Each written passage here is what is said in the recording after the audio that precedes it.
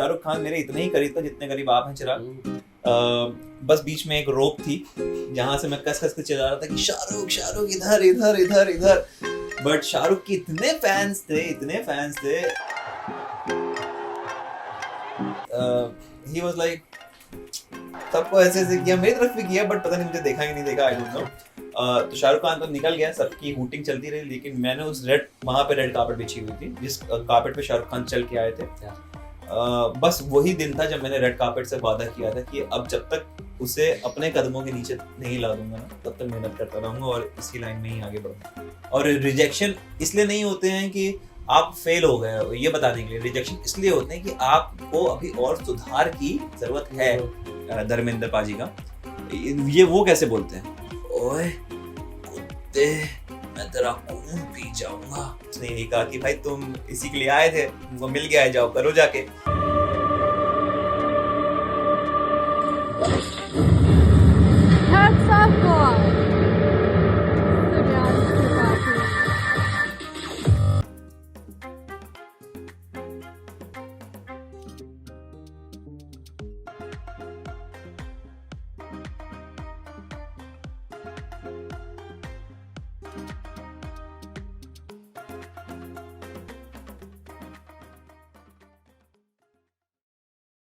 मुंबई आना सबका सपना होता है और सरवाइव करना उससे मुश्किल, स्ट्रगल से सक्सेस तक। और ग्लैमर से कंट्रोवर्सी तक।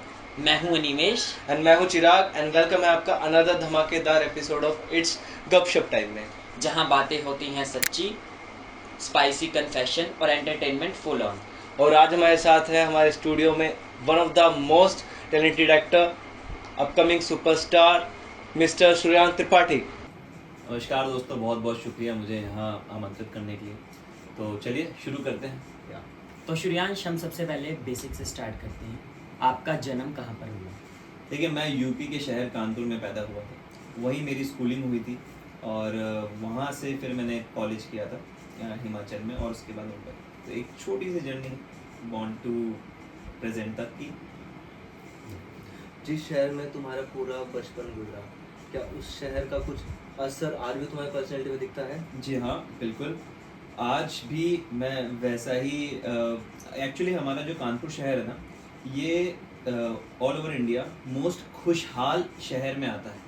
तो हम लोग खुद में खुश होना जानते हैं और हमारे शहर के लोग बहुत जुगाड़ू होते हैं। तो जहाँ इस प्रकार के लोग पाए जाते हैं उनको दुख और डिप्रेशन इतना नहीं जकड़ता है, वो खुद में खुश होना जानते हैं। तो हाँ, आज भी शायद उन्हीं कुछ बेसिक नियम और रूल्स के अकॉर्डिंग मैं खुश रहता हूँ। और कभी ऐसी कोई परेशानी या मुसीबत आती भी है तो कोई ना कोई रास्ता अपने आप मेरे सामने आ जाता है जहाँ से मुझे खुशियाँ मिल जाए। सूर्यांश, आपका जो पेरेंट्स के साथ बॉन्ड है उसमें कौन सा फेज ऐसा रहा जो बहुत चैलेंजिंग रहा?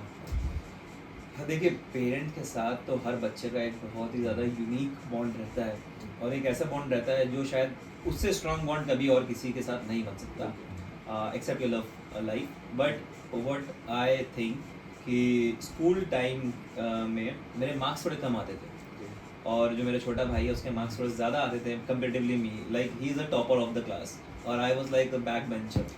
तो हाँ, हर एक मिडिल क्लास फैमिली अपने बच्चों में मार्क्स के अकॉर्डिंग कंपैरिजन तो करते ही थे। तो यही एक चीज़ थी जो मुझे कई बार परेशान भी किया इस वजह से क्योंकि मेरे मार्क्स कम आते थे और मेरा भाई टॉप करता था। तो मैं हर बार उसको कहता था कि ठीक है, मेरी क्लास में आओगे तब तुमको पता चलेगा कि मार्क्स लाना कितना टफ होता है। वो फिर मेरी क्लास में आता था और फिर उसके मार्क्स टॉप आते थे। फिर मैं कहता था मेरी क्लास में आओगे तब पता चलेगा, तो कुछ भी नहीं था। फिर वो मेरी क्लास में आता था, फिर वो टॉप करता था। तो मुझे इतना समझ में आ गया था कि हाँ, मैं जेन्युइनली वीक हूँ पढ़ाई में ऐसा कोई रीज़न नहीं कि वो मेरी क्लास में आएगा तो वो भी फेल होगा या फिर कम मार्क्स आएंगे। तो इस वजह से मुझे घर पे बहुत डांट पड़ती थी और यही रीज़न था जिसकी वजह से मम्मी और पापा दोनों मुझसे कंपैरिजन, मेरे और मेरे भाई में कंपैरिजन करवाते थे।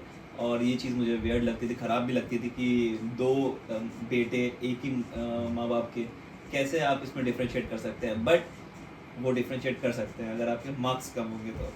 तो सूर्यांश, हम ये कह सकते हैं कि आप एक नोटी चाइल्ड थे? बिल्कुल बिल्कुल, हाँ, मैं बहुत नोटी चाइल्ड था और मैं इतना नोटी था कि एक छोटा सा इंसिडेंट है।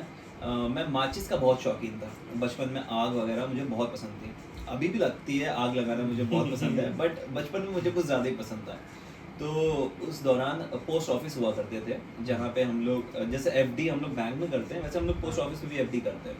तो मैं अपनी मम्मा के साथ उधर गया था, और जैसे कि मैंने बताया मुझे माचिस बहुत पसंद है। तो उनकी ड्रॉर्स में बहुत सारी माचिसें रखी थी, बट उस माचिस में माचिस की तीलियाँ नहीं थी, मोहर थी। जो मोहर छोटी छोटी मोहर्स होती हैं, आप लोगों को नहीं आइडिया होगा, हाँ वो बड़ी स्टैम्प होती है, वो मोहर थी। उन मोहरों को पिघला के उस पर स्टैम्प लगती है। तो बहुत सारी माचिसों में बहुत सारे स्टैम्प्स थे, मोहर थी। मैंने ये नहीं देखा कि उसमें क्या है, मैंने ये देखा कि उसमें माचिस है, और बस वो सारी माचिसें मैंने अपनी जेब में डाल ली और धीमे से निकल लिया वहाँ से। फिर दोपहर 1-2 घंटे बाद पापा के पास बहुत सारी कॉलिंग है, क्योंकि वो हमारे घर के पास में था पोस्ट ऑफिस, तो पापा मम्मी को सब जानते थे। पापा के पास बहुत सारी कॉलिंग आई। फिर पापा ने मम्मी को कॉल किया। अब मैं और मम्मी के साथ, मम्मी हम लोग तो घूमने निकल गए थे बाजार, फिर नानी के घर। तो हम लोग फिर घूम फिर के जब घर वापस आए तो फिर हमने देखा पापा भी आ गए ऑफिस से जल्दी, मतलब 3-4 बजे तक ही आ गए।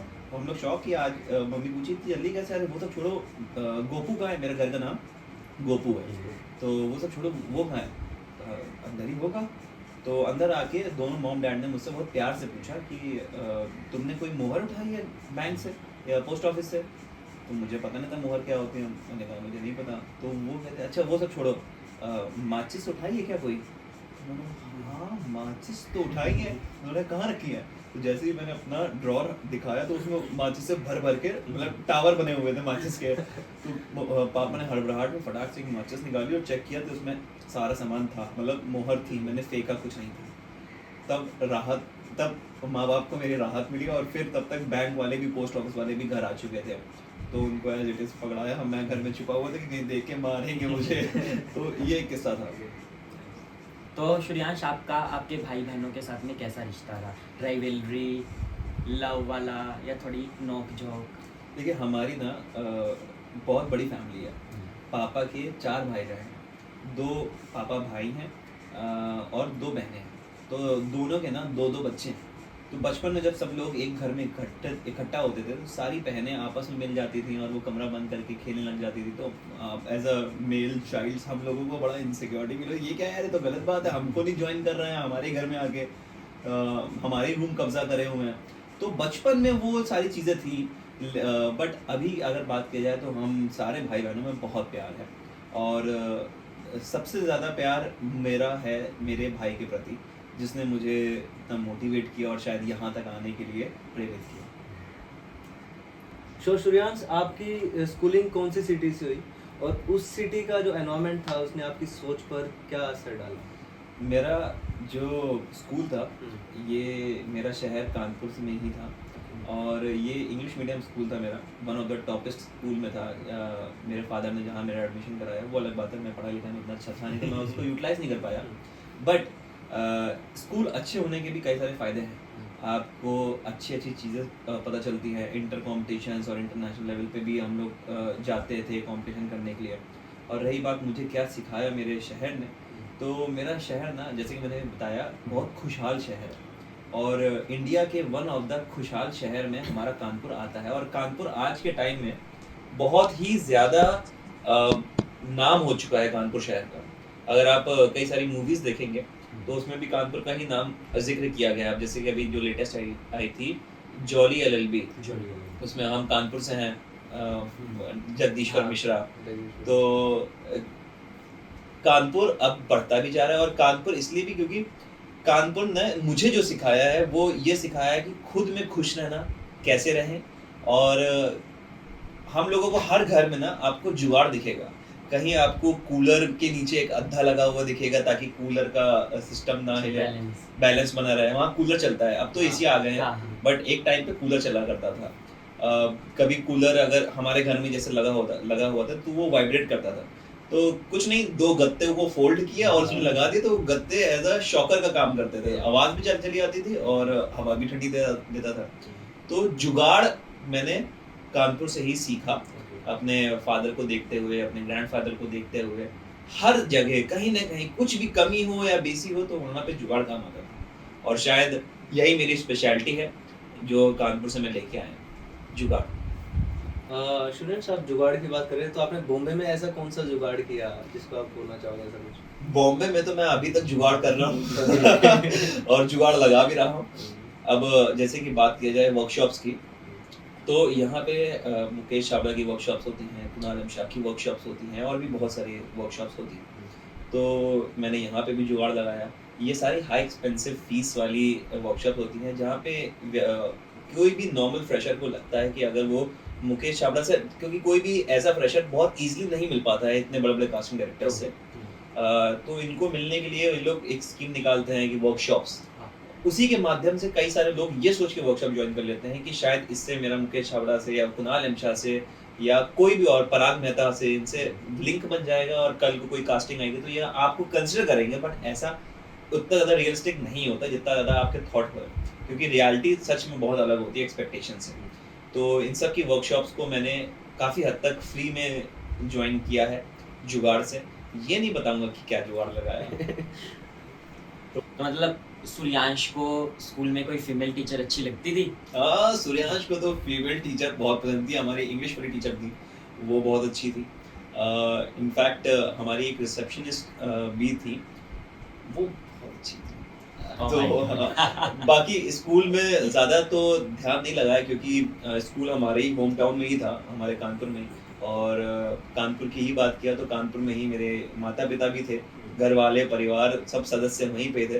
तो कानपुर में मैं थोड़ा सा डिसेंट लड़का था। कोई भी गलत हरकत या फिर कोई भी ऐसी शैतानी नहीं, बड़ी शैतानी टाइप की नहीं करता था, बिकॉज एक डर था कि मान लो किसी फ्रेंड के साथ, फीमेल फ्रेंड के साथ घूम रहा हूँ मैं, तो कोई देख ना ले, पड़ोसी ना देख ले, या फिर कहीं कोई बता ना दे घर पे, तो घर पे पड़ेगी मार। तो इस वजह से।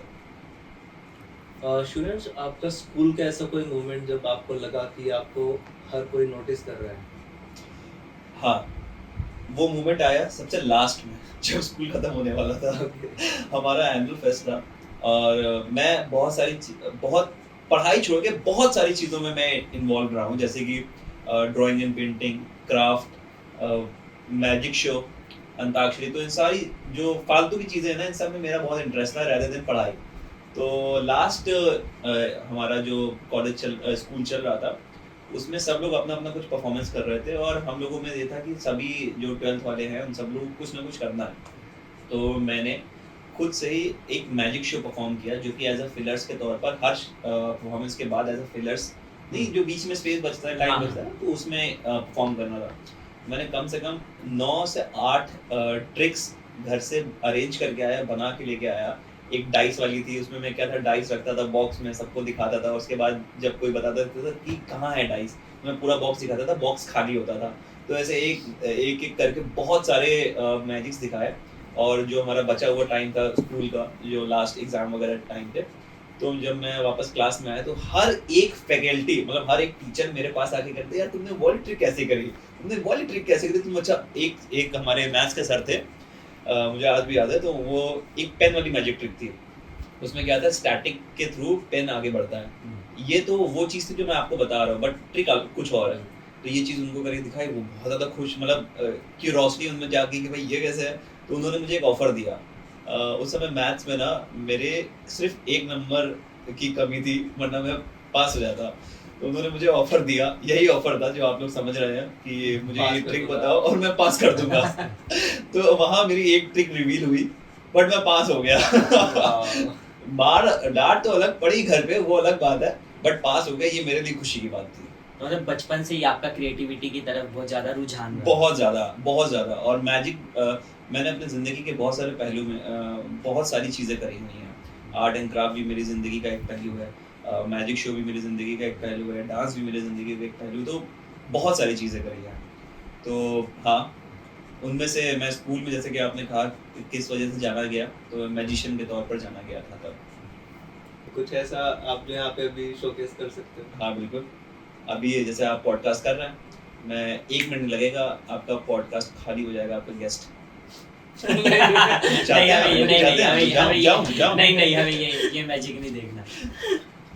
तो श्रेयांश, आपका कोई स्कूल में ऐसा इंसिडेंट हुआ जिस इंसिडेंट से आप बहुत ज़्यादा इमोशनली हार्ट ब्रेक हो, या जिसने आपको इमोशनली इंस्पायर किया हो जी। For your current life and for your future?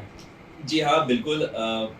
और मेरे ख्याल से ये सिर्फ मेरे साथ ही नहीं, आई होप सभी के साथ ऐसा कोई ना कोई इंसिडेंट ज़िंदगी में बीता होता है, जहाँ पे वो बहुत ही ज़्यादा लो मोमेंट पे होता है। मेरे साथ भी ऐसा हुआ। जैसे कि मैंने बताया आप लोगों को कि मुझे बहुत क्रिटिसिज़्म मिला मार्क्स के रिगार्डिंग। तो उस दौरान मैं इतना ज़्यादा इतना ज़्यादा क्रिटिसाइज़ किया गया कि घर वाले मतलब माता-पिता तो डाँटते ही थे। साथ ही साथ मेरा भाई भी मुझे चिढ़ाता था। मुझे कोई भी गेम्स खेलने के लिए अलाउड नहीं था। दिन भर पढ़ते रहो, वो अलग बात है, मैं पढ़ रहा हूँ, नहीं पढ़ रहा हूँ, वो मेरे ऊपर है। मैं नहीं पढ़ता था, बस किताब खुले बैठा रहता था। क्या करूँ, मुझे समझ में नहीं आता था, ना इंटरेस्ट था। तो मैं बहुत ज़्यादा क्रिटिसाइज़ हुआ और इतना ज़्यादा क्रिटिसाइज़ हो गया था कि मुझे पहले तो घर में ही था, लेकिन फिर धीमे-धीमे फैमिली में भी सब लोग मुझे इसी चीज़ के लिए बोलने लग गए थे। तो वो नहीं होता है, मोरल डाउन हो जाता है एकदम। तो मैं एकदम से ऐसे ही हुआ, फैमिली आई हुई थी और सब ने मेरा मज़ाक बना दिया या फिर मुझे चिढ़ा दिया, टीज़ कर दिया या सरकाज़म दे दिया, वो मेरे दिल पे लग गई। तो मैं रोते-रोते एकदम 3rd फ्लोर पे गया अपनी बिल्डिंग के, अपने घर के। 3 फ्लोर का है हमारा घर। तो वहाँ पे एकदम रोते-रोते मैंने कहा अब मुझे नहीं जीना, और बस मैं रेलिंग के इस पार जाके ऐसे जंप लगाने वाला था कि एकदम से रुक गया मैं। मेरे इनर सोल ने पता नहीं मुझे रोक दिया और मैं अपने आप से उस समय बात कर रहा था कि नीचे देख रहा हूँ मैं, नीचे एकदम ज़मीन है 3rd फ्लोर और बस मैं रेलिंग के इस पार हूँ, हाथ छोड़ने की देरी है पर वो हाथ छूटा नहीं। क्योंकि मुझे मेरे ईमान ने कहीं न कहीं ये बता दी क्या जिनके हाथ-पैर नहीं है, जो मैं तो फिर भी एक अच्छी स्टेटस पे हूँ, अच्छे लेवल पे हूँ। जो मुझसे ज़्यादा नीचे लेवल पे है, क्या वो नहीं जी रहे हैं? क्या वो खुश नहीं है? क्या वो काम नहीं कर रहा है? तो वहाँ वो चीज़ मुझे इंस्पायर करी कि अगर वो सब लोग कर सकते हो, मेरे पास तो सब कुछ है, मैं क्यों नहीं कर सकता? ज़रूरी नहीं है कि अगर मैं पढ़ाई में अच्छा नहीं हूँ, तो मैं कुछ कर नहीं सकता। मेरे पास हाथ-पैर सक्षम है, मेरे हाथ-पैर बराबर हैं, दिमाग भगवान का दिया हुआ है, शक्ल-सूरत है, तो मैं इसको यूटिलाइज़ करता हूँ और फिर एक नया सूर्यांश उसी रेलिंग के बाहर से जागा, जो रेलिंग क्रॉस करके आया। और वो दिन था और आज का दिन है, जो मुझे आज भी याद है। मैंने अपनी ज़िंदगी में इतने चेंज और मैं इतना प्रैक्टिकल हो गया अपनी लाइफ़ से कि शायद आज मैं ये जो कर रहा हूँ, ना कर पाता अगर उसी थॉट प्रोसेस में रहता तो। तो श्रेयांश, कभी-कभी आपको डर लगता है कि काश जो मैं कूद गया होता छत पे से तो मेरी लाइफ नहीं रहती, या मैं दुनिया में नहीं रहता? या आप उन बच्चों को कैसे इंस्पायर करना चाहेंगे जो इतना ज़्यादा डाउन हो जाते हैं at a point of life कि वो बहुत टाइम पे सुसाइड कर लेते हैं, समटाइम वो फेलियर्स की वजह से, या एग्ज़ाम में फेल हो गए, या उनको इंडस्ट्री में सक्सेस नहीं मिली, या बहुत सारा ब्रेकअप, बहुत आजकल की जेन ज़ी जनरेशन में आपको पता ही है किस तरीके से बहुत ज़्यादा डिप्रेशन, एंग्जायटी और लोनलीनेस बहुत ज़्यादा होने लगी। तो आप इस पे क्या कहना चाहेंगे?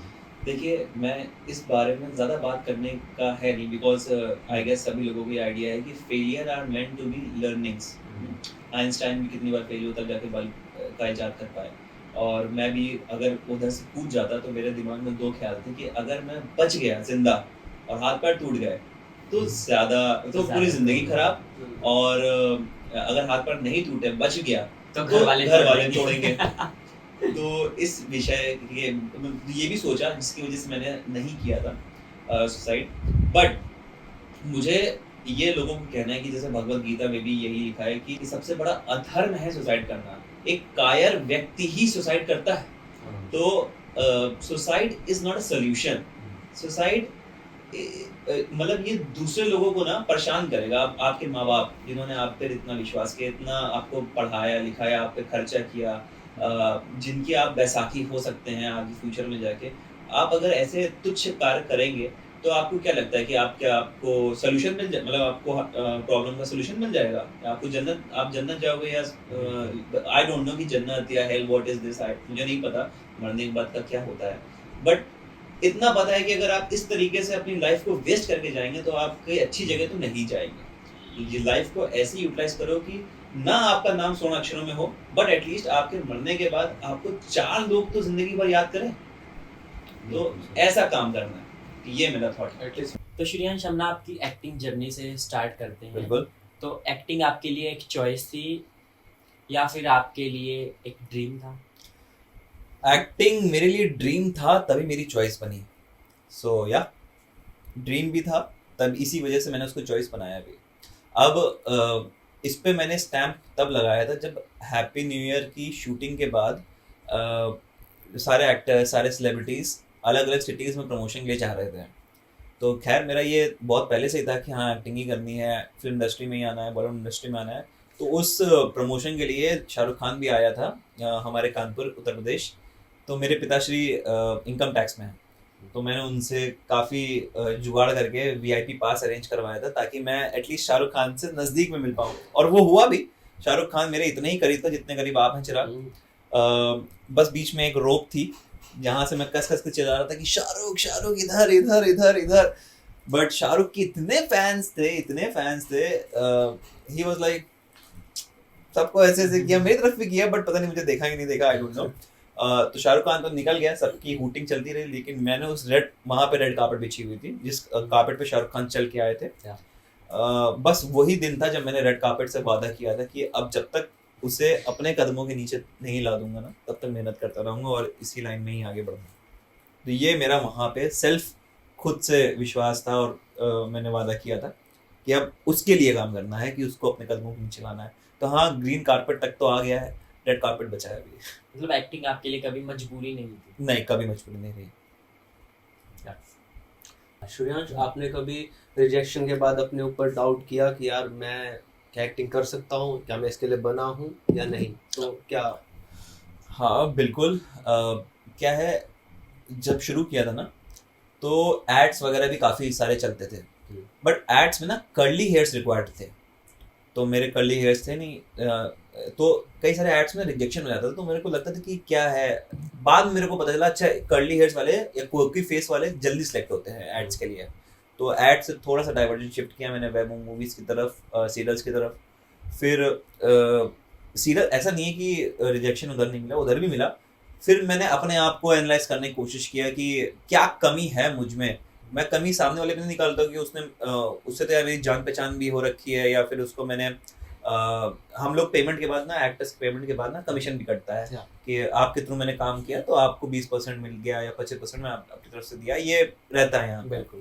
तो मैंने कहा यार उस कास्टिंग वाले से तो मेरा व्यवहार भी है, फिर भी वो मेरी प्रोफाइल नहीं बढ़ा रहा, क्यों नहीं बढ़ा रहा? तो उसका ये रीज़न नहीं है कि वो मेरी प्रोफाइल नहीं बढ़ा रहा, उसका ये रीज़न है कि कहीं ना कहीं मैं अनफिट हूँ, या तो लुक वाइज या तो किसी भी वाइज, उस कैरेक्टर में नहीं जा रहा हूँ, उस एज लुक में नहीं जा रहा हूँ। बहुत सारे फॉर्मेट्स होते हैं। तो मैं सामने वाले को पॉइंट आउट करने से पहले खुद को पॉइंट आउट करता हूँ और उन चीज़ों को सुधारने की कोशिश करने पे लग जाता हूँ, क्योंकि मुझे लगता है कि आप अगर सामने वाले को मौका ही नहीं दोगे अपने अंदर कमियां निकालने के लिए, तो आपको रिजेक्शन मिलेंगे ही नहीं। और रिजेक्शन इसलिए नहीं होते हैं कि आप फेल हो गए हो, ये बताने के लिए रिजेक्शन इसलिए होते हैं कि आपको अभी और सुधार की ज़रूरत है, और आप अपने में और सुधार करिए अच्छा दिखने के लिए या अच्छा प्रेजेंटेबल बनने के लिए। तो इसलिए मैं रिजेक्शंस को दूसरे की फॉल्ट नहीं मानता, अपनी ही फॉल्ट मानता हूँ। सूर्यांश, आपके अकॉर्डिंग कैमरे के सामने सबसे ज़्यादा मुश्किल कौन सा इमोशन होता है, और आपका पहला एक्सपीरियंस कैसा था ऑन सेट, ऑन कैमरा? मेरे अकॉर्डिंग सबसे डिफ़िकल्ट इमोशन जो मुझे लगता है वो शायद रोमांटिक है, बिकॉज आप एकदम से किसी एक्टर के साथ केमिस्ट्री बिल्ड करने की कोशिश कर रहे हैं, केमिस्ट्री दिखाने की कोशिश कर रहे हैं, तो नहीं झलकता। और अगर एक्टर कोशिश भी करता है ना, तो कहीं ना कहीं शाहरुख खान दिखने लग जाता है, जैसे तो वो शाहरुख खान, एक्चुअली शाहरुख खान अब इतना बड़ा टाइटल हो चुका है ना, लव का, रोमांटिक बादशाह हैं वो। तो कहीं ना कहीं लोग रोमांटिक फीलिंग के लिए ना शाहरुख खान को ऐड कर देते हैं। और उसके बाद जो मुझे लगता है कि सबसे डिफिकल्ट इमोशन है वो है अग्रेशन, बिकॉज जिन एक्टर्स को आइडिया नहीं है, जिनको प्लेटफॉर्म मिल जाता है अग्रेशन या गुस्से के टाइम ना, वो लोग चिल्लाते हैं कि ओए क्या कर रहा है तू, मैं तेरा खून पी जा। बट एक्चुअली में ना ये रिक्वायर्ड नहीं रहता, रिक्वायर्ड रहता है इंटेंसिटी। बिकॉज ये सब जो माइक्स आपने बाहर लगाए, वहां पे सेट पर माइक्स ना दिखे, हम लोगों को वायर केबल्स मिलते हैं, रेडियो केबल्स, वायर वो अंदर लगे होते हैं। तो आपको चिल्लाने की जरूरत नहीं है, आपको इंटेंसिटी रखने की जरूरत है। अब यही वाला जो डायलॉग है धर्मेंद्र पाजी का, ये वो कैसे बोलते हैं, ओए कुत्ते मैं तेरा खून पी जाऊंगा। तो इंटेंसिटी है उनकी। तुम अच्छी डबिंग भी कर सकते हो श्रेयांश। हाँ बिल्कुल, अच्छी डबिंग भी कर सकता हूँ। और अगर किसी भी फैन को लगता है या किसी भी दर्शक को लगता है जो यहाँ आने वाले हैं उनको लगता है कि उनका चेहरा किसी सेलिब्रिटी से मिलता है, तो वो लोग डुप्लीकेट भी कर सकते हैं, बिकॉज डुप्लीकेट के भी अच्छे खासे पैसे हैं। अच्छा, बात किया जाए मेरा पहले काम की, तो जब मैं यहाँ आया था 2022 की शुरुआत से मैंने प्रोडक्शन किया, कैमरा असिस्ट किया, असिस्टेंट डायरेक्शन किया, आर्ट किया, बिहाइंड द कैमरा मैंने वो सब कुछ किया, एडिटिंग तक भी किया। उसके बाद मुझे याद है आज भी कि मैं टीवीएफ का था, सीरीज थी, प्रोडक्शन था ऑल राइट स्क्वाड, ये दिल्ली का प्रोडक्शन हाउस है, ये लोग आए थे मुंबई शूट करने। टीवीएफ के वो सारे एक्टर्स पहचाने हुए थे, मुझे पहचान मतलब मैं क्या कोई भी आसानी से पहचान सकता था। सीरीज का नाम है डेटिंग द सीनियर्स। तो तीसरा दिन था, मैं तीनों दिन डायरेक्टर के पास ही था, क्योंकि मेरा फोकस क्लियर था कि मैं असिस्टेंट प्रोडक्शन में घुसा हूँ, प्रोडक्शन इंटर्न था, लेकिन मेरा फोकस क्लियर था कि मुझे इस डायरेक्टर को पटाना है, जैसे भी करना है। तो 3 दिन तक मैंने उसकी अच्छी खातिरदारी करी। चौथे दिन कोई सीन होगा जिसमें सीनियर्स और जूनियर्स की लड़ाई दिखानी थी सीरीज में, तो उसमें सीनियर्स कम पड़ गए उनको। तो डायरेक्टर ने मुझसे पूछा कि तुम एक्टिंग करोगे? तो मैंने सीधा बिना हिचकिचाते हुए कि पीछे नहीं खड़ा हूँगा, मतलब मुझे डायलॉग्स चाहिए, और आप कम्युनिकेशन में अच्छे होंगे ना तो आपको सीरियसली आपको अच्छा प्लेटफॉर्म मिल जाएगा। डायरेक्टर ने तुरंत हाँ कह दिया। मैंने तुरंत अपने प्रोडक्शन वाले से बात किया। प्रोडक्शन वाला मेरा इतना अच्छा, उसने यही कहा कि भाई तुम इसी के लिए आए थे, तुमको मिल गया है, जाओ करो जाके। तो मैंने उसमें सबसे पहला काम था मेरा वो टीवीएफ की, जिसमें मैंने वो काम किया। वो अलग बात है, उन्होंने मेरे डायलॉग्स कट कर दिए। फिर जो सीन खत्म होने के बाद डायरेक्टर ने मुझे एक ही चीज़ बोली थी कि अब तुम एक्टिंग ही करना। उसके बाद 2 महीने मैंने जगह जगह, जैसे कि मैंने अभी बताया, आराम नगर में कास्टिंग एजेंसीज हैं, अंधेरी वेस्ट में बहुत सारे प्रोडक्शन हाउसेस हैं सीरियल्स के, तो मैंने ये सबको विजिट करना स्टार्ट किया। 2 महीने रगड़ के मैंने विजिट किया है, मेरे 2 जूते घिस गए लिटरली। 2 महीने के एंड में मुझे एक सीरियल मिल गया कंटिन्यूटी में, छोटी बात नहीं है। मेरे को लगा यार एकदम फ्रेशर को कंटिन्यूटी कैसे मिल सकता है, तो मुझे विश्वास नहीं था, मुझे लगा फेक होगा। अभी जाएंगे सेट पे कहेंगे यहाँ तो कोई सेट नहीं लगा और पैसे गए, या फिर जो भी थे वो एक तरीके से मुझे लगा फेक ही है। बट जब मैं सेट पर पहुंचा तो 2 सेट लगे हुए थे वहाँ पे, मेरा सेट दूसरे नंबर पे था, पहला सेट किसी और का था, शायद फिल्म का था। तो मुझे प्रमोद मिश्रा मिल गया, जो रॉकस्टार फिल्म में भी आपने देखा होगा, रणबीर कपूर को समोसे खिलाते, समोसे की कैंटीन होती है उनकी। तो मैं उनको देख के मतलब पहले तो पहचान नहीं पाया, जैसे जैसे आगे बढ़ा मैंने कहा अरे सर आप एकदम मतलब पैर वैर छू लिया। मैंने कहा सर, तब मुझे लगा कि मैं शायद सही जगह आया हूँ गलती से। जैसे ही 2 कदम आगे बढ़ा, मेरा सेट भी लगा हुआ था, कॉलेज सीन था, मेरा भीमराव अम्बेडकर का सेट लगा हुआ था। मैंने भीमराव अम्बेडकर से ही कंटिन्यूटी शुरू करी थी, जो NTV पे आता 8:30 बजे। तो जब मैं पहुंचा तो कॉलेज के एक्सटीरियर का सीन था, जिसमें मैं नेगेटिव प्ले कर रहा था। तो मुझे शुरुआत ही सीन मेरे साथ था। तो मैं जैसे ही सेट पर आया, मैंने कहा ओ ये सेट, इतनी देर में एक एडी आया, आप सूर्यांश है? मैंने कहा हाँ, ये लीजिए आपकी स्क्रिप्ट, ठीक है आप रेडी हो जाइए। पढ़ भी नहीं पाया मैं, आप रेडी हो जाइए। तो मेकअप रूम में भी मेकअप वाले ने हाथ पैर बांध के मेरा मेकअप कर दिया, तो उस समय भी स्क्रिप्ट नहीं पढ़ पाया। फिर जैसे ही मेकअप रेडी हो गया, ड्रेस वाला आ गया कि ये लीजिए कॉस्ट्यूम, फटाफट कॉस्ट्यूम पहन लीजिए। फिर भी स्क्रिप्ट नहीं पढ़ पाया, कॉस्ट्यूम पहन के जैसे ही स्क्रिप्ट उठाए तब तक एडी आ गया, आइए ये शॉट रेडी, क्योंकि सबसे पहला सीन ही मेरे साथ था। और मैं सेट पर पहुंचा, 15-20 लोगों के जूनियर आर्टिस्ट की क्राउड जो पीछे पासिंग करती है, सामने लीड खड़ा है भीमराव अम्बेडकर, अथर्व भीम का प्ले कर रहा था, मेरा फ्रेंड ही है। वो खड़ा था, वो एंट्री वो इधर से आ रहा है, हम लोग कॉलेज की तरफ जा रहे हैं और हमें उसको रोकना था, मुझे उसको रोकना था, मजाक बनाना था अपनी टीम के साथ। तो मुझे आज भी याद है 6-7 टेक्स हो गए थे और मैं वो 3 लाइनें नहीं बोल पाया था। लिटरली मुझे बोलना था कि क्यों भीमराव कैसा रहा तुम्हारा परिवर्तन? अरे तुम विद्यार्थी से मजदूर हो गए। इतना सा लाइन था भाई, ठीक है। और ये 2 से 3 लाइनें ना मैं 7-8 टेक्स में नहीं बोल पाया, क्योंकि क्या होता है जब आप पहली बार कैमरा फेस करते हैं ना, तो आपको बहुत एक तो मैं ये सोच के आया था कि सब कुछ फेक है, तो रजिस्टर होने में मुझे टाइम लग गया।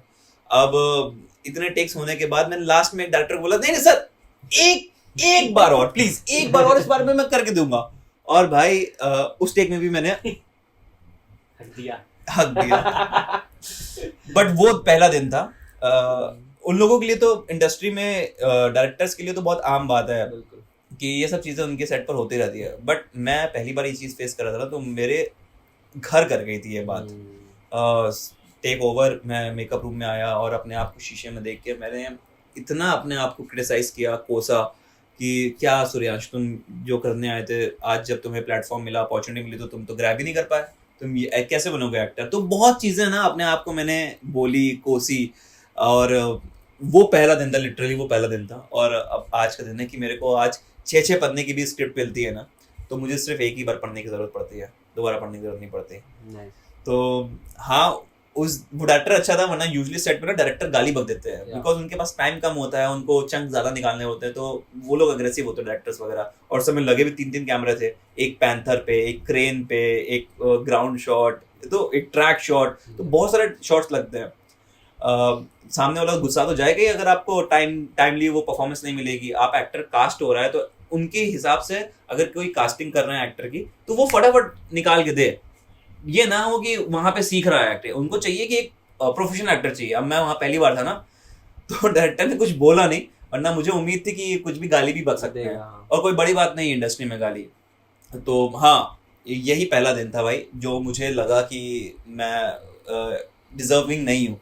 और उस दिन से मैंने अपने ऊपर इतनी मेहनत किया, इतना काम किया, कि आज मैं लिटरली इस काबिल हूँ कि मेरे को अच्छे अच्छे प्रोजेक्ट्स भी मिल रहे हैं, और मेरे को एक बार स्क्रिप्ट पढ़ने की जरूरत पड़ती है बस। आयुष्मान खुराना, अनुप्रिया गोयनका, इन सब लोगों के साथ मैंने काम किया है। इन सब लोगों ने 9 से 19 टेक्स तक दिए हैं, और डायरेक्टर ने मेरा सिर्फ एक टेक नहीं ओके कर दिया, और क्लैपिंग्स भी हुई है मेरे लिए। तो हाँ, आज उसके लिए मैं बहुत ज़्यादा भगवान का शुक्रगुजार समझता हूँ।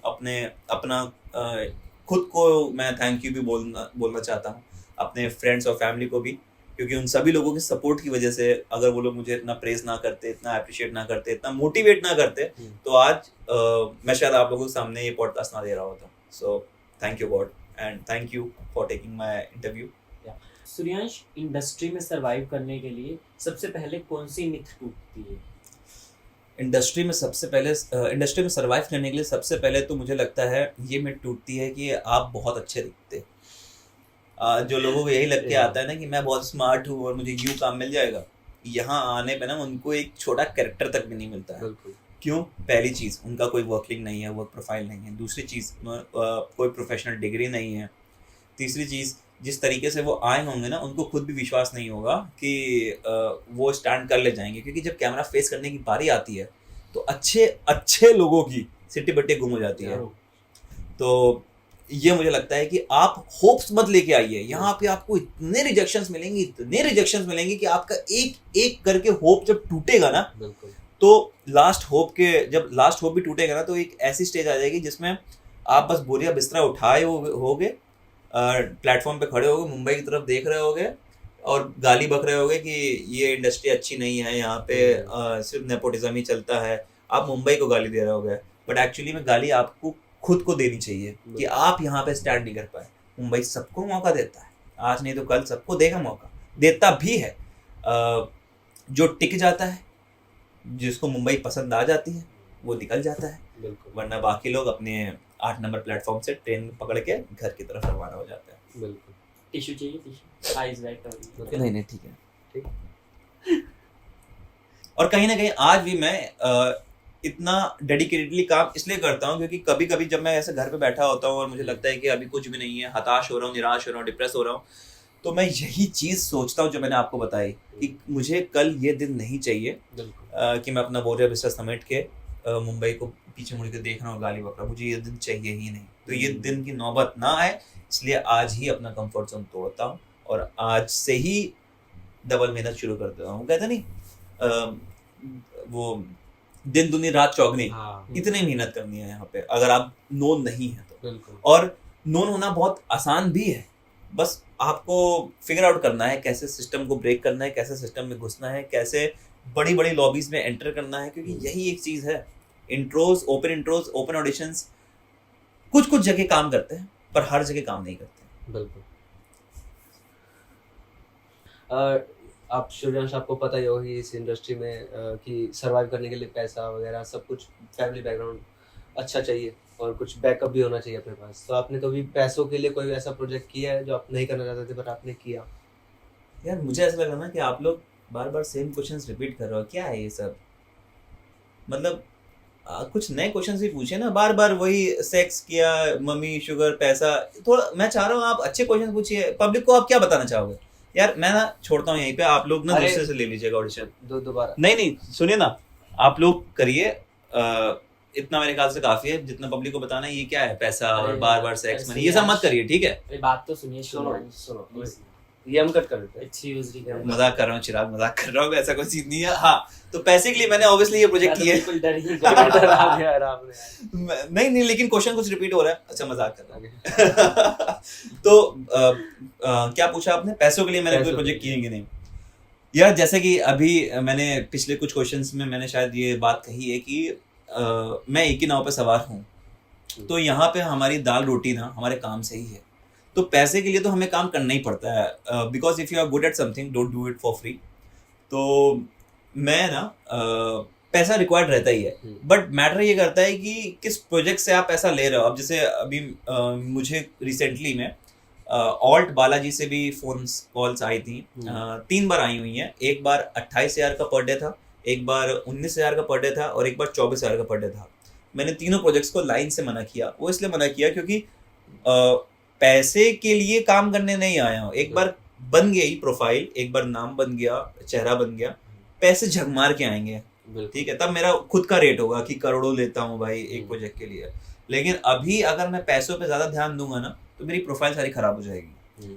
ऑल्ट बालाजी से अगर मैं वो हाँ एक भी सीरीज के लिए अगर हाँ कह देता तो मेरे कितने बोल्ड सीन्स इस कमेंट सेक्शन में आ चुके होते कि फलाना सीरीज में इसका इतने टाइम में सीन देख लो, पता चल जाएगा कितना बड़ा आर्टिस्ट है। तो ये सारी चीजों से बचने के लिए और अपनी प्रोफाइल को बचाने के लिए, प्लस इन सीन्स को मैं इसलिए भी नहीं करता क्योंकि मेरी खुद की परफॉर्मेंस ना वीक हो जाए और मुझे ऐसा दर्शाना भी नहीं है बोल्ड एक्टर। मुझे एक अच्छा आर्टिस्ट दिखना है।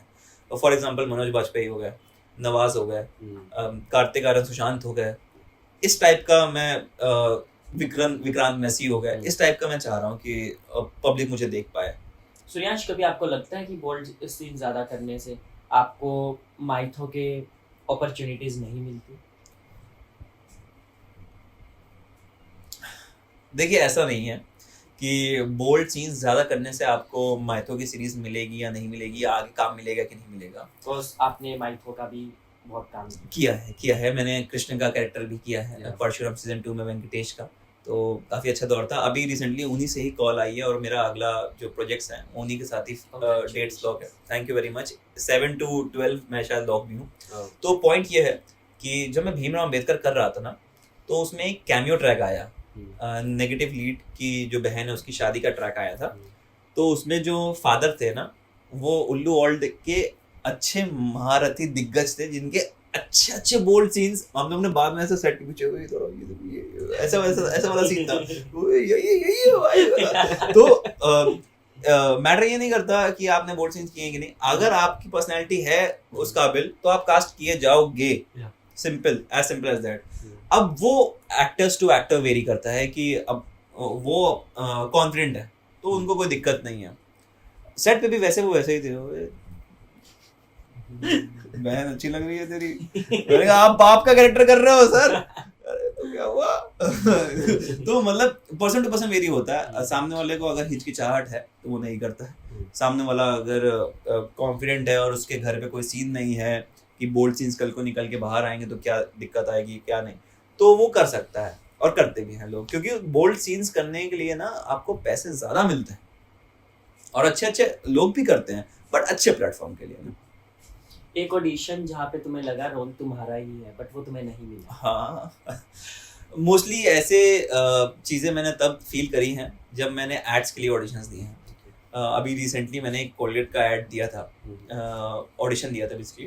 तो ऑडिशन बहुत अच्छा था, मेरे हिसाब से तो लगा कि यार इसमें क्या ही कमियां निकालोगे, बट ऐसे ही random once in a while मैं शायद कहीं प्रोडक्शन में था या घर गया हुआ था और मैंने टीवी चलाई, एकदम से ऐड आया कोलगेट का। तो मैंने देखा यार ये पूरा तो मैंने ऑडिशन बना के दिया था, ये सिलेक्ट हुआ है, कितना चूमू लग रहा है। तब लगा कि तब कुछ जगह लगा कि यार इससे अच्छा तो मुझे कास्ट कर लेते, मैं इससे अच्छा परफॉर्म करता। तो यहाँ पे ना एड्स वगैरह में मैंने बस एक यूनिकनेस देखी थी कि जो एक्टर कास्ट हुआ था उसके कर्ली हेयर्स थे। तो एड्स वगैरह में ना कर्ली हेयर्स ज्यादा कास्ट होते हैं। कर्ली हेयर्स हो गया, कोकी लुक हो गया, मुंह टेढ़ा मेढ़ा एकदम पतला दुबला चिमरखिन, या तो इस टाइप का, नहीं तो कर्ली हेयर्स तो चाहिए भाई, नहीं जो किसी परफेक्ट कैरेक्टर में फिट होता हो।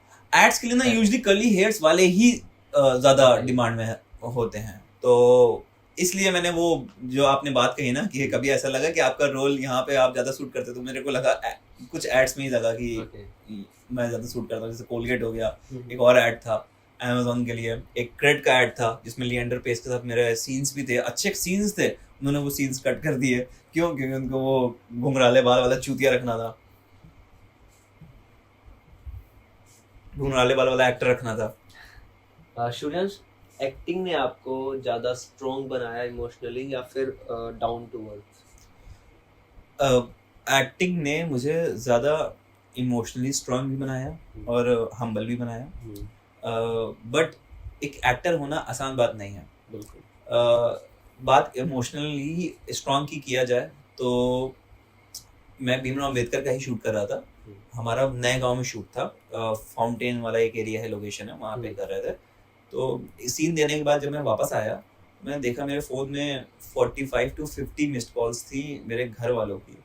तो मैं अंदर से डर गया कि क्या हो सकता है। तो बड़ी हिम्मत करके मैंने सबसे पहले अपने भाई को कॉल किया ताकि बात समझ सकूं, क्योंकि उसके सामने मैं रिएक्ट कर सकता हूँ, अपने माता पिता के सामने रिएक्ट नहीं कर पाऊंगा। तो मैंने सबसे पहले उससे बात समझी, तो उसने मुझे बताया कि नानी एक्सपायर हो गई थी। अब मेरे पास दो ऑप्शंस थे, या तो बोरे बिस्तर समेट के सेट छोड़कर मतलब निकल जाऊं मैं कानपुर नानी के पास, बिल्कुल, या फिर अपना वो काम कंप्लीट करूं जो मैं आधा कर चुका हूं। तो उसके बाद मैंने माता पिता से भी बात किया, तो पापा ने मुझे यही सजेस्ट किया जो मैं सोच भी रहा था कि अब नानी तो जा चुकी हैं। वो इमोशन मेरे जहन में ना हमेशा रह गया। और उस सीन के बाद जब मैं घर आया, नानी की फ़ोटो देखी ना, तो वो इमोशंस निकले मेरे, बट उनको कहीं ना कहीं अब क्योंकि मैं उस जगह पहुंच नहीं पाया, उस जगह उपस्थित नहीं हो पाया, तो उन इमोशंस को ना मैंने स्टोर करा। आज भी वो इमोशंस अभी भी मेरे अंदर हैं। कहीं ना कहीं नानी के बाद वो थोड़ा सा आ गया मेरे। बट क्या है ना, ऐसे इमोशंस को आप स्टोर करके रखिए और इनको तब यूज करिए जब उनकी सच में ज़रूरत हो, ऑन फ्रेम। तो शायद कभी ना कभी, आज नहीं तो कल, वो चीज़ क्लिक हो जाए और पब्लिक तक पहुंच जाए, क्योंकि पब्लिक को चाहिए कन्विक्शन, पब्लिक को एक्टिंग नहीं चाहिए, पब्लिक को फेकनेस नहीं चाहिए। अभी रिसेंटली मैं एक शॉर्ट फिल्म देख रहा था किसी की, तो वो वॉशरूम में आके कहता है कि अरे वाह गीजर, आज तो मैं गर्म पानी से नहाऊंगा। आप लोग बताइए, कभी आप लोग बाथरूम में गए हो और गीजर को देख के आपने बोला है कि अरे वाह गीजर, आज तो मैं गर्म पानी से, इट्स ऑब्वियस यार, गीजर है तो पानी ऑन करो, गर्म पानी से नहाओ, क्या बात कर रहे हो तुम। तो ये एक्टिंग हुआ, ये फेकनेस हुआ। तो फेकनेस मत रखिए, कन्विक्शन। गीजर देखा तो ठीक है, ऑन करो, मैं गर्म पानी से नहाऊं। मैं घर गया, ये सीन खत्म हुआ, मेरा थोड़ा सा होल्ड मिला, तो मैं घर गया था वापस। तो मामा मामी के पास गया था जहाँ नानी थी मेरी। तो मामा से बात कर रहा था नानी से, तो जाते टाइम मैं थोड़ा सा रुआसा हो गया था, थोड़ा सैड हो गया था। तो मामा से गले मिला, मामा भी थोड़ा रुआसा हो गए थे। तो जैसे हम लोग हटे तो मामी हम लोग काट के क्या कहती है, अरे इस पर विश्वास करना, ये तो एक्टर है, क्या पता नकली आंसू हो। मैंने कहा भाई अब आंसू भी तो आप समझ रहे हैं कि एक्टर के लिए बहुत टफ होता है। आप किसी के सामने अपने रियल इमोशन रख रहे हैं, बट फिर भी सामने वाले को एक्टिंग लग रही है, और एक्टर को जज करना डिफिकल्ट होता है, जो शायद मेरी मामी मिसअंडरस्टैंड कर गई। बट मुझे मामी से अभी मामी जी देखेंगे भी और तुम्हें मारेंगे। हाँ, मामी को मैं जरूर भेजूंगा ये क्लिप। तो हाँ, उस दिन मुझे खराब भी लगा यार, मैं लिटरली रोआसा था और वो कहती थी कि ये तो नकली है, तो बुरा लगा। सूर्यांश, कास्टिंग डायरेक्टर को कैसे अप्रोच करें और ऑडिशन बनाते वक्त क्या क्या चीज़ को माइंड में रख के चलें, या अपना परफेक्ट ऑडिशन कैसे बनाएं? बहुत अच्छा सवाल है ये, और ये सवाल मुझे लगता है आप सभी लोगों को भी ज़्यादा ध्यान से सुनना चाहिए और सबको बताना भी चाहिए, क्योंकि कास्टिंग डायरेक्टर से मिलते टाइम आप लोगों को ये तो पता ही है कि आप जा रहे हैं मिलने, काम मांगने। तो आपको ये बताने की ज़रूरत नहीं है, हेलो सर मैं एक्टर हूँ, प्लीज़ मुझे कुछ मेरे लुक में कुछ रहे तो बताइए। ये सभी का कॉमन सवाल है। आपको कुछ अलग हट के दिखना है और आपको काम चाहिए ना, तो आपको कुछ अलग हट के बात भी करना पड़ेगा। आप जाइए उसके पास, हेलो सर मैं आपके शोज चल रहे हैं, मैंने देखा टीवी पे, थोड़ी सी प्री रिसर्च करके जाइए, अच्छा रहता है इसके लिए, सामने वाले को इम्प्रेस करता है ये चीज़। दूसरी चीज़, आप अपने आप को शीशे में एनालाइज करके जाइए कि आप उनके ऑन गोइंग शोज में किस कैटेगरी में फिट आते हैं, नेगेटिव पॉजिटिव किस लुक में, गांव वाले साइड में कि रिच अमीर लोगों के साइड में। और अगर रिच अमीर जो भी फिट आ भी रहे ना, तो उसका एक ऑडिशन प्री प्रिपेयर करके आइए, क्योंकि कई बार ये लोग सेल्फ ऑडिशन मांग लेते हैं। जो ऑन द स्पॉट आदमी फिर वही फिल्मों का डायलॉग, कुत्ते तेरा खून पी जाऊंगा, ये नहीं चलता। आपको सेल्फ ऑडिशन प्रिपेयर करके आना पड़ता है, मोनोलॉग प्रिपेयर करके आना पड़ता है, नहीं तो लोग स्क्रिप्ट देते हैं, आप स्क्रिप्ट के अकॉर्डिंग बोलिए। अब स्क्रिप्ट बोलते टाइम आप लोगों को 2-3 चीज़ों का ध्यान रखना है। आई ब्लिंक नहीं हूँ, मैं क्या सोच रहा था, ये नहीं आना चाहिए, फंबल नहीं होना चाहिए, बैकग्राउंड अच्छा हो, अगर अच्छा नहीं है तो प्लीज़ प्लेन रखिए, और लाइट अच्छी पड़नी चाहिए। ज़्यादा आईब्रोज को और रिंग मतलब एक्सप्रेशन को ज़्यादा लाउड मत करिए, बहुत सटल रखिए, कर सकते हैं बीच बीच में आप, लेकिन ज़्यादा नहीं, हल्का फुल्का। आई ब्लिंकिंग कम से कम, जेब में हाथ नहीं, क्रॉस हैंड नहीं। सो बस इन चीज़ों का आप ध्यान रखिए, और बनाते टाइम ये ज़रूर सोचिए कि ये ऑडिशन आपका देख कौन रहा है, क्योंकि अगर आप जैसे कि अभी मैंने बताया, ये सोच के आप बनाएंगे ना कि सामने एकता कपूर देख रही है आपका ऑडिशन, तो आपका एक अलग इन्हेंसमेंट ऑडिशन में रहेगी। अगर आप कुछ नहीं सोच रहे, रैंडम सोच रहे हैं कि हाँ बस ऑडिशन ही तो बनाना है, काम ही तो चलाना है, तो आपका बस काम ही चल जाएगा, फिर रिजेक्शन का वेट करिए आप, बस ऊपर से रिजेक्ट आएगा, तो ऐसा रहता है। तो ये इन चीज़ों का आप ध्यान रखिए, और जितना अलग हट के आप प्रेजेंटेबल दिखेंगे, जितना अलग हट के आप बात करेंगे, उतना ज़्यादा वो क्लिक हो जाएगा। आप गए कास्टिंग वाले के पास, सर आपके ये इश्यूज आ रहे हैं, मैं नेगेटिव में फिट आ रहा हूँ, आप प्लीज़ कुछ आगे नेगेटिव निकलो तो मुझे बताएं, वो 100% आपको नेगेटिव के लिए, स्क्रिप्ट के लिए भेजेगा।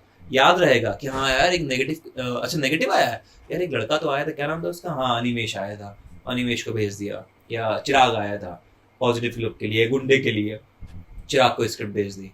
अब आपके पास स्क्रिप्ट आ गई, अब आप देख रहे हैं हाँ स्क्रिप्ट आ गया, बैठे हुए हैं, कल भेजेंगे, परसों भेजेंगे, अभी रात हो गई, 10 लोग हैं, 20 लोग हैं, लाइट अच्छी नहीं है, बाहर हल्ला हो रहा है, ये सब एक्सक्यूजेस हैं, ये सब एक्सक्यूजेस हैं। आप यहाँ काम करने आए हैं, आपको स्पॉन्टेनियस होना चाहिए। स्क्रिप्ट आई नहीं कि अगले ही पल उसको स्क्रिप्ट वापस भेज दो। क्या होता है, कई बार लोग टेबल पे बैठे होते हैं, हमें नहीं पता कि वहां पे लोग टेबल पे बैठे हुए होते हैं, हमें लगता है स्क्रिप्ट आ गया भेज देंगे आराम से, बट उन लोगों को चाहिए जितना फास्ट हो सके। ये चीज इम्प्रेस भी करता है कास्टिंग डायरेक्टर्स को कि ये एक्टर बहुत स्पॉन्टेनियस है, ये एक्टर डेडिकेटेड है, काम करने के लिए उत्सुक है, तो वो क्या है आपकी स्क्रिप्ट आगे फॉरवर्ड करेगा, आगे क्रिएटिव कहेगी नहीं नहीं नहीं मजा नहीं आया, या ये चेंजेस हैं, या तो वो आपको चेंजेस बताएगा, करेक्शन बताएगा, नीचे आप लिखिए बेस्ट टाइम कि अगर कोई भी करेक्शन हो तो आप मुझे बताइएगा, मैं रेडी हूँ करेक्शन के लिए। तो कई बार क्या होता है ना, कास्टिंग वाला इंप्रेस होता है, वो आगे फॉरवर्ड करता है, वो दिखाता है आपको ऑडिशन, क्रिएटिव कहते हैं कि नहीं नहीं सुनो ना, ये इंप्रूवमेंट करके भेजो, उसको बोलो, तो आपके पास वो दोबारा कास्टिंग वाला मैसेज करता है, सुनो ना ये चीज़ें इंप्रूव करके भेजो, शर्ट चेंज कर लो, या बैकग्राउंड चेंज कर लो, या लाइट चेंज कर लो, या फिर इस लाइन को इस तरीके से बोल दो, तो वो इंप्रूवमेंट्स बताता है, करेक्शन बताता है, तो आपके चांस ज़्यादा होते हैं। तो ये चीज़ें आप प्लीज़ ध्यान रखिए, और अच्छे से बात करिए सबसे, किसी से ज़रूरी नहीं है किसी की बात को दिल पे बैठाने के लिए, क्योंकि आपके पास लिटरली खोने के लिए कुछ नहीं है और पाने के लिए पूरी दुनिया है, तो ये बात ध्यान रखिएगा। सूर्यांश, मुंबई आते ही काम मिल जाता है या फिर ग्राउंड रियलिटी क्या है, या आपका पर्सनल एक्सपीरियंस क्या है इस चीज़ को लेकर? देखिए मुंबई आते ही काम मिल जाता है या ग्राउंड रियलिटी की बात की जाए, तो मैं दोनों चीज़ों में ना किस्मत और मेहनत को मानता हूँ। अगर आपकी किस्मत हुई तो आपको बैठे बैठे काम मिलेगा, लिटरली बैठे बैठे काम मिलेगा, लेकिन अगर आपकी किस्मत उतनी अच्छी नहीं है तो मैं ये मानता हूँ कि मैं अपनी पर्सनली मानता हूँ मेरी किस्मत अच्छी है, बट मेहनत करने पर किस्मत अच्छी है। अगर मैं मेहनत करूंगा तब मेरी किस्मत चमकेगी, अगर मैं बैठा हुआ हूँ ना तो ऐसी किस्मत नहीं चमकेगी। मतलब ये मैंने खुद से अज्यूम किया है, एनालाइज भी किया है खुद के बारे में कि मुझे थोड़ा बहुत ना मेहनत करनी पड़ती है, तब जाके मेरे पास अच्छा काम आता है। ऐसे बैठे बैठे मेरे पास किस्मत बहुत रेयरली काम आती है। अभी जैसे पलटवार एक मेरी मूवी आने वाली है, उसमें मैंने ऐसे ही बैठा हुआ था, प्रोफाइल चेक कर रहा था, लोगों के स्टेटस पे आता है, आप व्हाट्सएप कास्टिंग डायरेक्टर के नंबर सेव कर लीजिए, उनको भी रिक्वेस्ट करिए कि सेव करने के लिए, तो वो लोग स्टेटस पे डेली बेसिस पे ना रिक्वायरमेंट्स डालते हैं। तो मैं एक दिन वैसे ही चेक कर रहा था, एक टीवीसी एड के लिए कोई कपल करके कास्टिंग डायरेक्टर था, उनको मैंने अपनी प्रोफाइल भेजी थी टीवीसी एड के लिए। अब इत्तेफाक से, किस्मत से, वो साथ में ही एक फिल्म के प्रोजेक्ट की कास्टिंग भी कर रहे थे, तो टीवीसी एड में रिक्वायरमेंट फुल हो चुकी थी, कास्टिंग लॉक हो चुकी थी, तो उन्होंने सेम मेरी प्रोफाइल फिल्म में बढ़ा दी, क्योंकि उसमें भी सेम एज का कैरेक्टर चाहिए था, और इत्तेफाक से मैं उसमें लॉक हो गया। तो बैठे बैठे मुझे फिल्म मिली है मेरे पुराने वर्किंग्स के आधार पे, क्योंकि वो तो ऑब्वियसली चेक किए जाती हैं, फिल्म ऐसे नहीं मिलती है। तो उसमें मैंने पलटवार मेरी अपकमिंग मूवी है, दिव्यांश पंडित इनके डायरेक्टर हैं, राजकुमार संतोषी का एसोसिएट डायरेक्टर थे ये। और इनकी ये साल आने वाली है ये मूवी। इसमें मैं पॉलिटिशियन के बेटे का किरदार निभा रहा हूँ। मैं इसमें पॉजिटिव, नेगेटिव और न्यूट्रल तीनों कैरेक्टर में देखने वाला हूँ। लीड अनुप्रिया गोयनका की जो बहन है उनके साथ मेरा एक लव अफेयर कनेक्शन दिखाया गया है, तो देखिएगा प्लीज़ ज़रूर, और अपना प्यार और सपोर्ट ज़रूर दीजिएगा। सो या श्रेयांश, जो छोटे बच्चे न्यू कमर घर से भाग के आ जाते हैं या बिना स्टडी को कंप्लीट किए, बिना बैकअप प्लान के साथ, बिना किसी स्ट्रेटेजी के साथ में, आपको क्या लगता है उन्हें पहले अपनी स्टडी कंप्लीट करनी चाहिए, एक माइंड में स्ट्रेटेजी बनानी चाहिए एंड देन मुंबई आना चाहिए? देखिए, किसी भी चीज़ के लिए ना थोड़ा बहुत पढ़ाई लिखाई तो ज़रूरी है। अब आपको ये पता है कि यहाँ पे एक्टर्स बनते हैं, यहाँ पे एक्टर, तो ये सोच के आप आ गए, इट्स फुलिशनेस। आपको एटलीस्ट जहाँ आप आ रहे हैं उसके बारे में पता होना बहुत ज़रूरी है। बिकॉज मैं पर्सनली ये चीज़ फेस करी हुई है। मेरे बहुत सारे दोस्त, मैं जब स्टार्टिंग में पीजी में रूम लिया हुआ था तो बहुत सारे नए नए एक्टर्स आए, और वो लोग आते ही ना थिएटर ज्वाइन कर लेते हैं, वर्कशॉप ज्वाइन कर लेते हैं। उनको क्या है, मुंबई आ गए, हाँ एक्टर बनने मुंबई आ गए, हाँ मम्मी मुंबई तो आ गया, लेकिन अब क्या, अब कहाँ जाऊँ? फिल्म सिटी में ऐसे एंट्री अलाउड नहीं है कोई भी नए एक्टर को, अलाउड है, ऐसे आपको सेट पे अलाउड नहीं है। कॉल टाइम तो मुंबई आने के बाद एक्टर बनने मुंबई तो आ गए, हाँ लेकिन अब कहाँ जाऊँ? अब आदमी ज्वाइन करेगा वर्कशॉप, ज्वाइन करेगा अनुपम खेर, मतलब क्लासेस वगैरह ज्वाइन करेगा, वर्कशॉप ज्वाइन करेगा। तो ये सब पैसे की बर्बादी है। आपको लिटरली ज्वाइन करना है तो आपको माइंडसेट में बनाना पड़ेगा कि स्ट्रैटेजीज आपको अपनी लेके आनी पड़ेगी।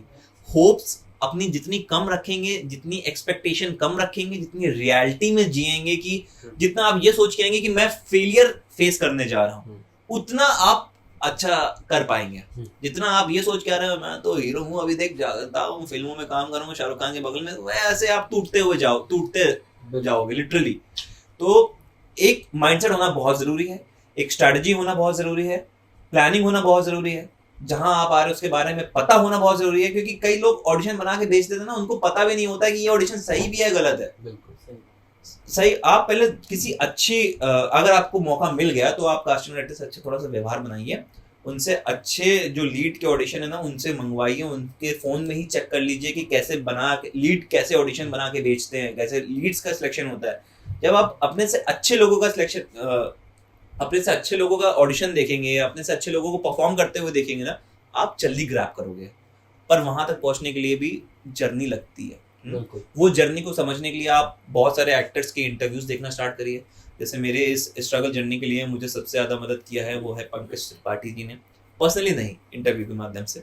उनके आप इंटरव्यूज देखें, आपको बहुत कुछ सीखने को मिलेगा। सिर्फ उनके ही नहीं, उन सभी नए एक्टर्स का जो लगता है आपको कि कल तक ये कुछ नहीं थे आज ये बन गए, उन सबके इंटरव्यूज देखिए, उन सबके पॉडकास्ट देखिए। उसमें आप लोगों को उनकी जर्नी के बारे में पता चलेगा कैसे वो लोग स्ट्रगल करते थे। वैसे ही टेक्निक्स यूज़ कर सकते हैं आप अपने स्ट्रगल के लिए भी। जैसे पंकज त्रिपाठी का याद है मुझे, वो किसी भी बड़े प्रोडक्शन हाउस में जाते थे, कास्टिंग हेड से मिलते थे, तो रेफरेंस देना, किसी भी बड़े प्रोडक्शन हाउस, अच्छा ये चीज़ बता दूँ, किसी भी बड़े प्रोडक्शन हाउस में जाने के लिए ना आपको एक रेफरेंस रिक्वायर्ड रहता है, किसी का रेफरेंस रिक्वायर्ड रहता है, तभी वो लोग एंटरटेन करते हैं। नहीं तो बाहर सिक्योरिटी गार्ड कहते हैं नहीं नहीं आप यहाँ पे प्रोफाइल भेज दीजिए चले जाइए, ये मेल आईडी ले लीजिए चले जाइए, फोन नंबर रहेगा चले जाइए, तो एंटरटेन नहीं करते हैं, लेकिन रेफरेंस से एंटरटेन करते हैं। मैं भी वो चीज़ आजमाई है। जैसे स्वास्तिक में मैं गया था तो महेश सर हैं वहाँ पे कास्टिंग हेड, तो मैं एंट्री करा, उन्होंने मना कर दिया सिक्योरिटी गार्ड ने। मैंने कहा ईश्वर जी ने भेजा है। उसने कहा किसने? ईश्वर जी ने। वो कह रहे थे कि महेश से मिल लो, मेरा ही लड़का है। तुम्हें पता है अभी तुमने उसका लिया ना स्वास्तिक का नाम, गॉड प्रॉमिस, मेरे माइंड में सेम स्वास्तिक प्रोडक्शन लगा। बस मैं पास्ट में एक बार ऑडिशन के लिए गया था, मैंने भी वहाँ पे ऐसा ही, उस टाइम में एक सिद्धार्थ करके थे अभी तो, जो महाभारत के डायरेक्टर हैं। हाँ। तो जब मैं उस टाइम में गया था मैंने भी ये कहा था भी सिद्धार्थ करके वहाँ पे, तो मैं उनकी रेफरेंस से गया था और मुझे वहाँ पे सिद्धार्थ ही मिले अंदर।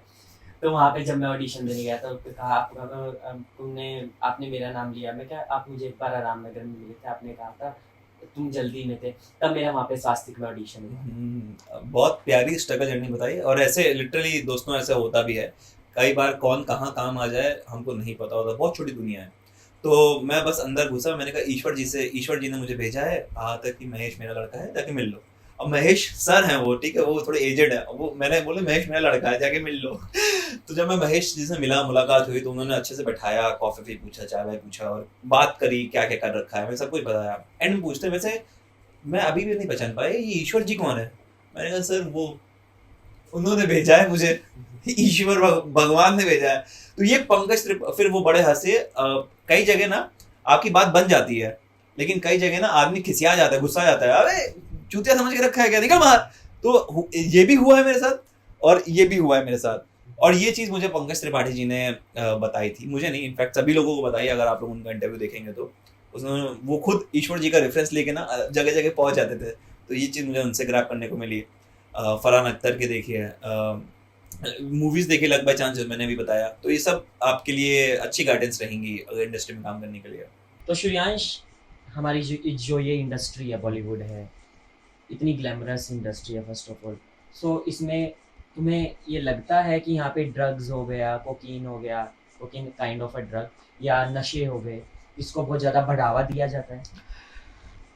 देखिए, ये सब चीज़ें ना अगर तब करी जाए जब पता हो इसके बारे में। अब मैंने ये सब नहीं किया तो मुझे इसके बारे में ज़्यादा आइडिया नहीं है, बट क्योंकि मैं इस इंडस्ट्री में हूँ, इतनी ग्लैमरस इंडस्ट्री में हूँ जहाँ हर वो चीज़ अवेलेबल है जो शायद बाहर इलीगल है या हमारे शहर में इलीगल है, तो वो चीज़ आपके ऊपर है, आपको करनी है कि नहीं करनी है, पहली चीज़ ये। दूसरी चीज़ कि अगर बाय चांस आप उस लॉबी में बैठे हैं या उस टेबल पे बैठे हैं जहाँ पे ऐसी कोई चीज़ चल रही है, तो आप अपना वो देखिए पहले कि आपको किस चीज़ से फ़ायदा है, या वहाँ उस टेबल से उठ के जाने में, उसको करने में, या सिर्फ ज्वाइन करने में। अच्छा, ज्वाइन यहाँ पे मैंने बोला, इसका ये मतलब नहीं है ज्वाइन करने का मतलब है कि आप करने लग जाएं या फूकने लग जाएं या पीने लग जाएं।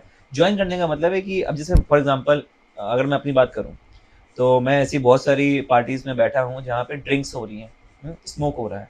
तो अब अगर मैं वहाँ से डिस्कनेक्ट कर गया, मतलब मैं वहाँ से चला गया, तो आपके वो कनेक्शंस छूट जाएंगे। और पहली बात ये मिथ है कि आप जो लोग ये सोचते हैं कि पार्टीज वगैरह में जाके उनके कनेक्शंस बनेंगे डायरेक्टर से या प्रोड्यूसर से, तो ये मिथ है, ऐसा कुछ नहीं होता। वो लोग बेवकूफ़ नहीं है, वो लोग बहुत इंटेलिजेंट होते हैं और आप लोगों से ज़्यादा दुनियादारी देखी होती है। जब इतनी बड़ी बड़ी फिल्में बनाई हैं, इतने लोगों को कास्ट किया है ना, तो उन सबको पता है कि सामने वाला उनके पास क्यों आ रहा है। तो श्रेयांश, आपकी ग्रेजुएशन कौन सी सिटी से हुई या कौन सी स्टेट से हुई, और मतलब आपने जिस स्टेट से अपनी ग्रेजुएशन कंप्लीट की, कॉलेज लाइफ कंप्लीट की, उस शहर के कल्चर ने आपकी पर्सनैलिटी में क्या इफेक्ट डाला? देखिए, ये बात मैं बताऊंगा थोड़ा सा पीछे से। जैसे स्कूल में मैं इतना अच्छा पढ़ाई में नहीं था, तो क्या है, जब तक मम्मी पापा लोग जाग रहे ना, तब तक मेरे पास ये था कि मुझे पढ़ाई करना है जब तक वो लोग जाग रहे। लेकिन जब वो लोग सो जाते थे तो 12 बजे, हाँ, डेली 12 बजे मैं अपनी आर्ट फाइल निकालता था और उसमें एक रात भर टाइम लगा के ना एक स्केच करता था और उसको मॉर्निंग में अपलोड कर देता था। तो जस्ट स्केच के नाम से मैंने वो पेज बनाया था। तो डेली रात में मैं स्केच बनाता था और मॉर्निंग में वही स्केच सामने ब्रेकफास्ट टेबल पे रख देता था ताकि पापा मम्मी देखें, और मैं भी सामने चाय पी रहा होता था, जो भी खा पी रहा था ब्रेकफास्ट। कभी वो लोग बोलते थे, कभी नहीं बोलते थे, कभी ये लोग बोलते थे हाँ बनाते, ड्राइंग तो अच्छी बना रहे हो, मार्क्स भी अच्छे लेके आओ। तो उसमें भी मेरे को तारीफ नहीं, लेकिन हाँ कमेंट जरूर मिले हैं। बट क्लास 12th के बाद मैंने देखा कि हर कोई इंजीनियरिंग में जा रहा है, कोई डॉक्टरी में जा रहा है, तो जो बहुत ही कॉमन कोर्सेज हैं यहाँ पे, तो उसी में सब लोग जा रहे थे। मेरा भी यही था कि कर लेंगे भाई, इंजीनियरिंग कर लेंगे, क्या कर रहे हैं। लेकिन क्लास 12th में ना मेरा एक फ्रेंड था, वो आर्ट एंड क्राफ्ट कर रहा था, वो पेंटिंग बना रहा था। ऐसे ही आके मैं पीछे से, मेरे पापा मेरे को टपली मार के कहते हैं पढ़ाई करो, या पढ़ाई क्यों नहीं कर रहा हो। मैं ऐसे ही आके उसकी टपली मारी, मैंने कहा क्या ड्राइंग वाइंग बनाते रहते हो, पढ़ाई लिखाई में ध्यान लगाओ, माँ बाप का नाम रोशन करो। तो वो ऐसे कहता है भाई मैं इसी लाइन में जाऊँगा। तब मेरे दिमाग में क्लिक हुआ कि आर्ट एंड क्राफ्ट की भी कोई लाइन है। तब उसने मुझे बताया निफ्ट और NID, ये 2 कॉलेजेस बताए, दोनों आर्ट मीडियम्स पे ही बेस्ड है। निफ्ट तो आप लोगों ने सुना होगा, जहाँ से फैशन डिज़ाइन काफ़ी बड़ा कोर्स है उसका, उसी के बिहाफ पे फेमस है। अब तो उसमें कई सारे कोर्सेज हैं और all over the India 18 campuses हैं। क्लास 12 के बाद मैंने फॉर्म भरा, कॉलेज कोचिंग भी करी थी। और कोचिंग में एक छोटा सा और इंसिडेंट है। कोचिंग में सबसे पहले दिन ना सब लोग अपना पोर्टफोलियो दिखा रहे थे, किसने क्या क्राफ्ट बनाया, क्या आर्ट बनाई। तो मेरे बगल में एक लड़की बैठी हुई थी, तो वो ऐसे ही अपना पोर्टफोलियो दिखा रही थी। तो मैंने देखा यार ये स्केचेस तो काफ़ी जाने पहचाने लग रहे हैं। तो मैंने उससे पूछा ऐसे ही रैंडमली कि ये स्केच के रेफरेंसेस तुमने कहाँ से लिए। तो उसने कहा, बड़े एक्साइटेडली बताया कि अरे तुम्हें पता है फेसबुक पे एक पेज है जस्ट स्केच के नाम से, वो डेली एक पेंटिंग डालता है उसमें, मैं हमेशा स्क्रीनशॉट करके रख लेती हूँ और उसी से देख के बनाने की कोशिश करती हूँ। ये देखो अपने फ़ोन में स्क्रीनशॉट का एल्बम दिखाया और उसमें सारे मेरे स्केचेस। तो मैंने उसको कुछ बोला नहीं, मैंने कहा ये किसके स्केचेस है तुम्हें पता नहीं? कहते हैं यार उसकी फ़ोटो तो नहीं है लेकिन हाँ उसका सिग्नेचर है। मैंने कहा अच्छा चलो अब तुम दिखाओ अपना पोर्टफोलियो। जहाँ मैंने अपना पोर्टफोलियो निकाला, पहला पन्ना पलटा, वो बहुत ही ज़्यादा मेस्मराइजिंग मोमेंट था मेरे लिए। लिटरली मेस्मराइजिंग मोमेंट है कि आप मेरे रेफरेंस से कोई मेरे स्केचेस बना रहा हो, मेरे पेंटिंग्स को स्क्रीनशॉट करके रखा हो अपने फ़ोन में, जिसकी प्रैक्टिस कर रहा हो, तो बहुत बड़ी बात है मेरे लिए। आपकी आईज भी शाइन कर रही है। हाँ, ये बात मूवमेंट तो था भाई। और जब उसने मेरे पोर्टफोलियो देखा ना तो उसने कहा ये स्केचेस तुम्हारे हैं। मैंने कहा वो पेज मेरा है। तो वो शी वाज लाइक गुरु, उसको ऐसा लगा कि गुरु मिल गया हो। और कोचिंग में मैं था भी बहुत अच्छा क्योंकि आर्ट एंड मीडिया में था भी अच्छा। तो जब एग्ज़ाम दिए तो मेरी ऑल ओवर इंडिया 1007 रैंक थी। तो बहुत सारे कैंपसेस हैं हमारे निफ्ट के और मैंने हिमाचल का डिस्ट्रिक्ट कांगड़ा चूज़ किया मेरे इस कोर्स के लिए और मैं हिमाचल पढ़ाई करने गया डिस्ट्रिक्ट कांगड़ा डिस्ट्रिक्ट और वहीं से मैंने अपने 4 साल की फैशन कम्युनिकेशन का कोर्स किया।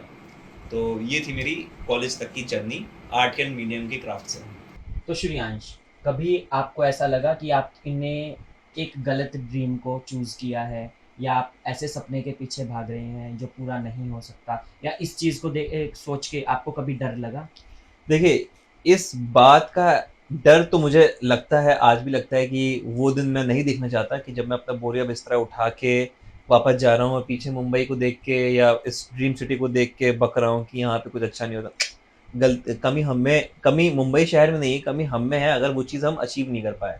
और रही बात ड्रीम का कि मैंने सही ड्रीम चूज़ किया है कि नहीं, तो इस बात का मुझे बिल्कुल अफ़सोस नहीं है कि मैंने ये ड्रीम चूज़ किया है और मैं बहुत ज़्यादा खुश हूँ। बिकॉज़ क्या होता है ना कि आदमी का जिस चीज़ में इंटरेस्ट और पैशन होता है ना, उसको वही चीज़ करनी चाहिए।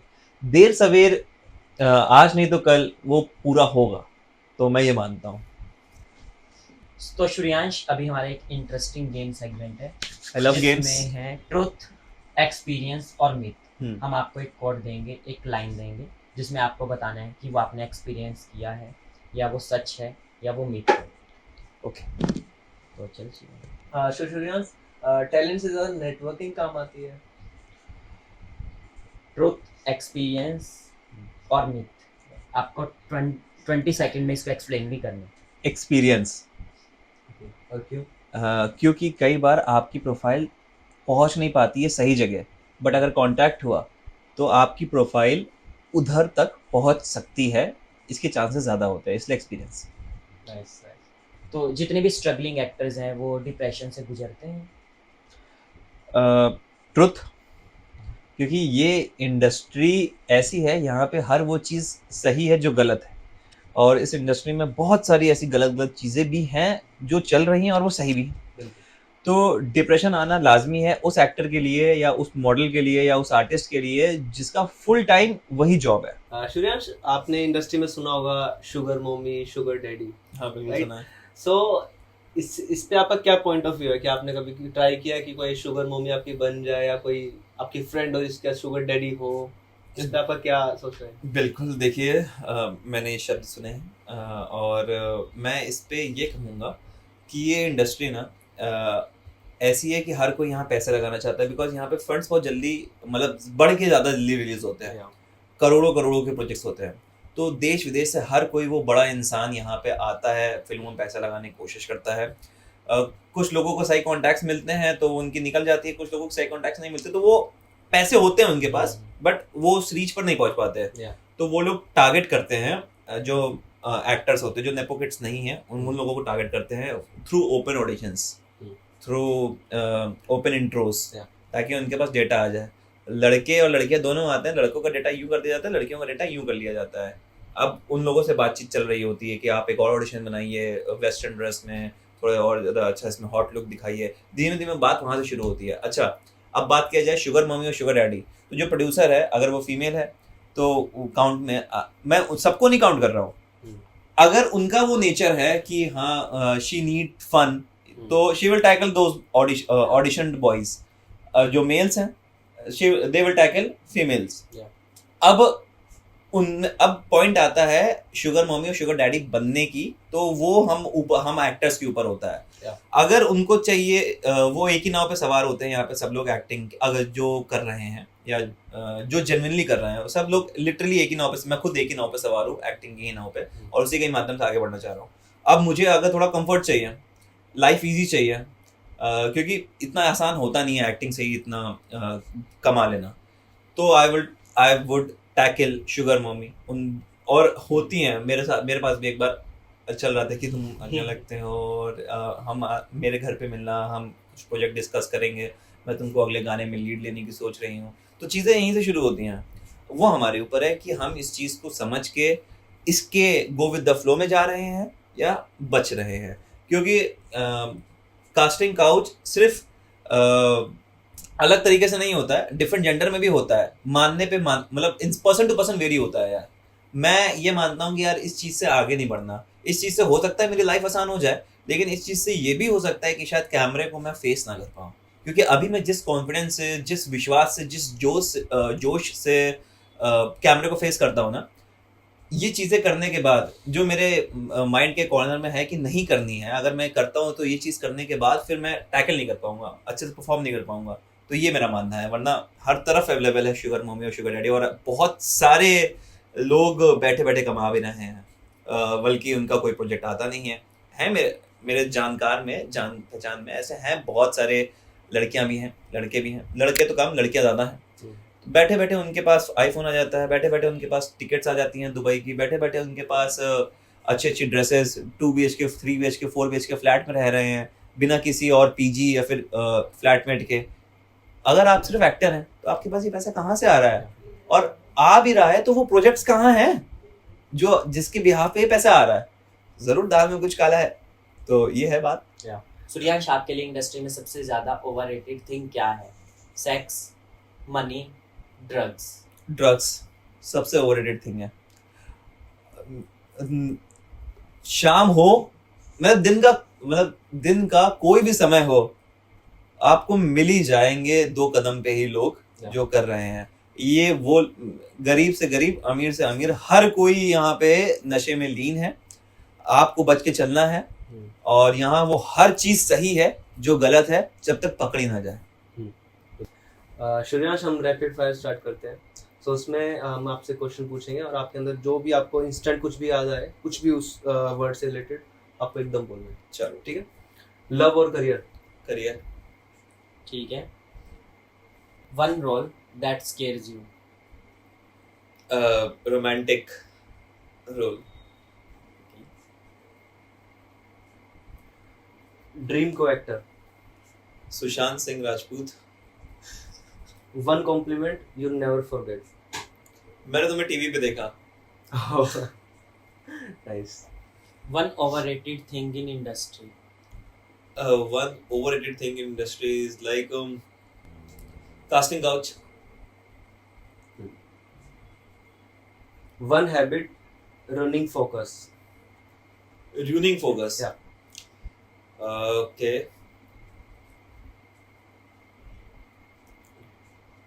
Traveling. Fame, respect? फेम और रिस्पेक्ट? फेम होने के बाद यार आदमी हेट भी करता है, डिसरिस्पेक्ट भी करता है, वो अलग बात है, इसलिए fame. One lie people believe about you?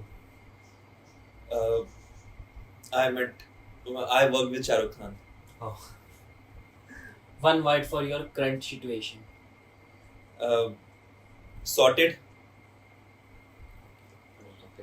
तो सूर्यांश, आपका फ्यूचर का क्या प्लान है, या आपका क्या फ्यूचर में विजन है?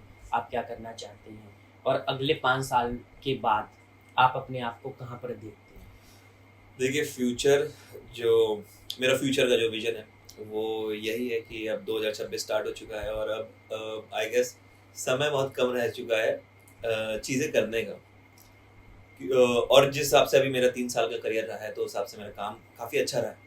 तो अब 2026 का यही टारगेट है कि एटलीस्ट 1-2 फिल्में और 1 सीरियल तो शुरू करना है। अभी फिलहाल तो सीरियल के लिए ही लगा हुआ हूँ, और जल्दी ही आप लोग मुझे शायद कलर से स्टार प्लस में देखने को मिलेगा आप लोगों को। तो अगले 5 साल में मैं अपने आप को कुछ नहीं तो बिग बॉस में तो देखना ही चाहूंगा। बिल्कुल आप बिल्कुल अच्छा लाइफ में करेंगे हाँ। और जल्दी आप अगले 5 साल में क्या अगले 2 साल में या बिग बॉस में आ जाएंगे। बिल्कुल बिल्कुल यही स्पीड से काम हो रहा है। सो या सूर्यांश, फैन के लिए कोई ऐसा होनेस्ट मैसेज जो आपने कभी नहीं डाला बट आप अभी बोलना चाहते हो? हाँ बिल्कुल, मैं अपने सभी फैंस या आई होप जो हमारी टारगेट ऑडियंस है वो एक्टिंग से संबंधित ही लोग ही होंगे, तो मैं उन्हीं लोगों के लिए एक मैसेज दूंगा कि जो लोग एक्टिंग शुरू करना चाह रहे हैं आप कर सकते हैं, लेकिन अगर ये माइंडसेट सोच के आ रहे हैं कि घर से भाग के आ रहे हैं, एक्टिंग आसान होती है, इसमें कोई पढ़ाई लिखाई की ज़रूरत नहीं होती, तो ये गलत है। पहली चीज़ ये। दूसरी चीज़, अगर आप यहाँ मुंबई आ गए हैं या आ रहे हैं और आप सोच रहे हैं कि कहाँ जाएं कहाँ ना जाएं, तो मैं आपको बता दूं, एक्टिंग वर्कशॉप लेने से अच्छा या थिएटर क्लासेस ज्वाइन करने से अच्छा आप लोग बड़ी फिल्मों में एज अ कोऑर्डिनेटर के थ्रू लग जाइए, जूनियर आर्टिस्ट में पहुंचिए। आप जब बड़े सेट पर होते हैं, आप बड़े एक्टर्स को देखते हैं परफॉर्म करते हुए, आप जल्दी सीखते हैं rather than in the acting course और एक्टिंग स्कूल्स, क्योंकि वहाँ पे 10 से मतलब 30 से 60 लोगों के बच्चों में बैच में अगर आप अव्वल आ भी रहे ना तो ये मैटर नहीं करता, क्योंकि जब आप उस क्लास के बाहर निकलेंगे तो पूरी की पूरी दुनिया होगी आपके आगे खड़ी हुई होगी, आपको आगे निकलना है। दूसरी चीज़, ऑडिशंस वगैरह आप आराम नगर में हम लोग जा सकते हैं, अगर बताया हो आपने, हाँ। तो आराम नगर में काफ़ी बहुत सारी कास्टिंग एजेंसीज हैं। फिर आगे बढ़ते हैं तो हम लोग प्रोडक्शन हाउसेस भी ट्रैवल कर सकते हैं, जो सीरियल्स के प्रोडक्शन हाउसेस हैं अंधेरी वेस्ट में आपको मिल जाएंगी इनकी लोकेशंस। तीसरी चीज़, आप जब किसी कास्टिंग वाले के पास पहुँचे तो आपको इंट्रोड्यूस करने की ज़रूरत नहीं है कि हाय सर मैं एक्टर हूँ, ज़रूरत नहीं है, बिकॉज आप एक कास्टिंग डायरेक्टर से मिल रहे हैं, ये ऑब्वियस सी बात है कि आप एज एन एक्टर ही मिल रहे हैं। और चौथी और आखिरी चीज़, ऑडिशन बनाते टाइम हमें किन किन चीज़ों का ध्यान रखना है। सबसे पहला, ज़्यादा आई ब्लिंक नहीं करना है, जेब में हाथ नहीं होना चाहिए, और एक्सप्रेशन ज़्यादा लाउड नहीं करिए। वॉइस आप रख सकते हैं, पेस रख सकते हैं, इंटेंसिटी रख सकते हैं, बट एक्सप्रेसिवली आप ज़्यादा लाउड मत करिए अनटिल अनलेस ये डिमांड ना हो ऑडिशन स्क्रिप्ट की।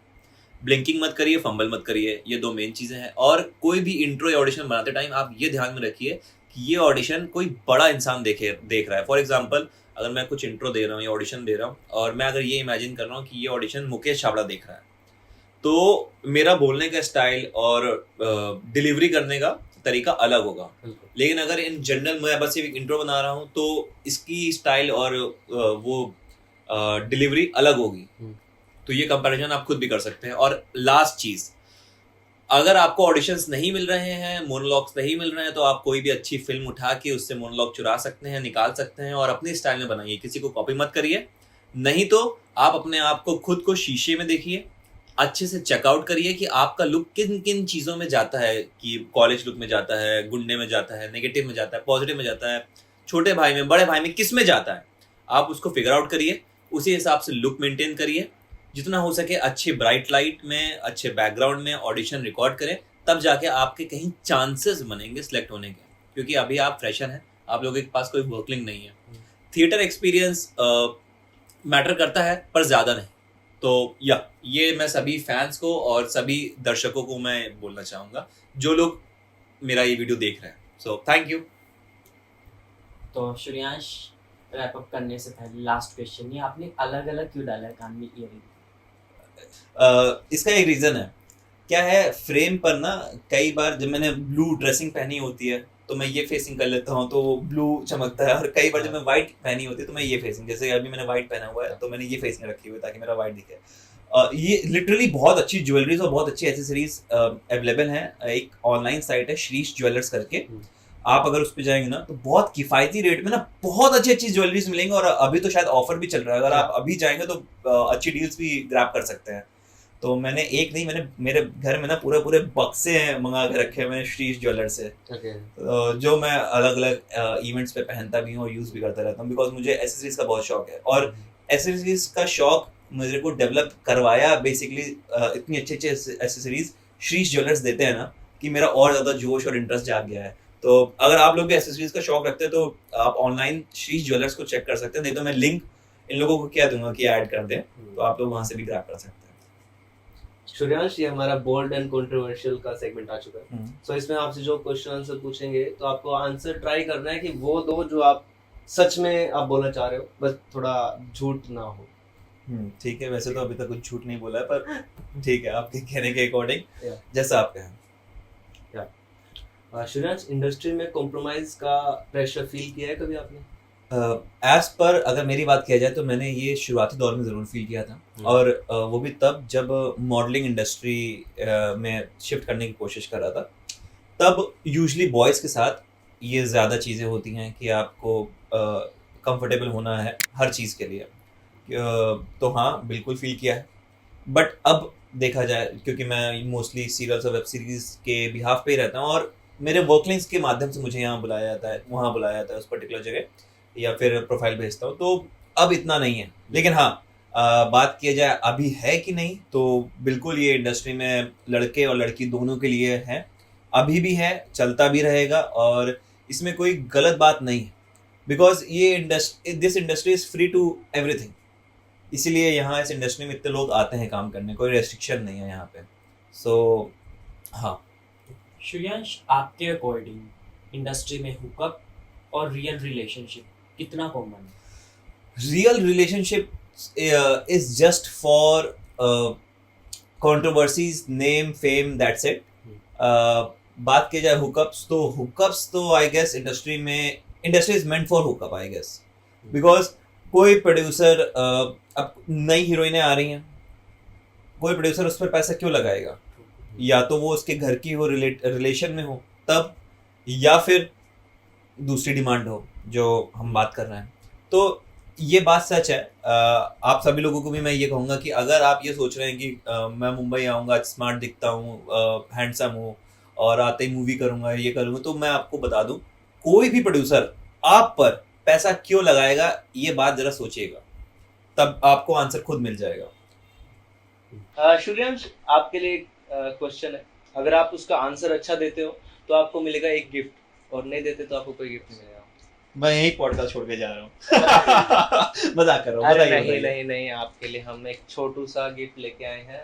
ये इट्स गपशप टाइम, हमारी टीम की तरफ से आपको एक गिफ्ट, अभी छोटा सा है, ये बहुत छोटा सा है, आई होप आपको ये अच्छा लगे। बहुत बहुत शुक्रिया दोस्तों, बहुत बहुत शुक्रिया गपशप टाइम, और मैं इसको घर जाके खोलूंगा। तो श्रेयांश, आज गपशप सिर्फ चाय पर नहीं हुई, आपकी पर्सनल लाइफ, एक्टिंग, स्ट्रगल सब पर हुई, और आपने हर एक क्वेश्चन का आंसर बहुत ऑनेस्टी से दिया। So thank you so much. और जितने भी अपकमिंग एक्टर्स, यंगस्टर आ रही हैं, आई होप उन सबको ये पॉडकास्ट पसंद में आया होगा, और उनको श्रेयांश के साथ बातचीत अच्छी लगी होगी, और आपको पूरी हेल्प मिलेगी अगर आप इस इंडस्ट्री में आना चाहते हैं ये पॉडकास्ट देख के। मैं यहाँ पे एक लाइन और ऐड करूँगा दोस्तों।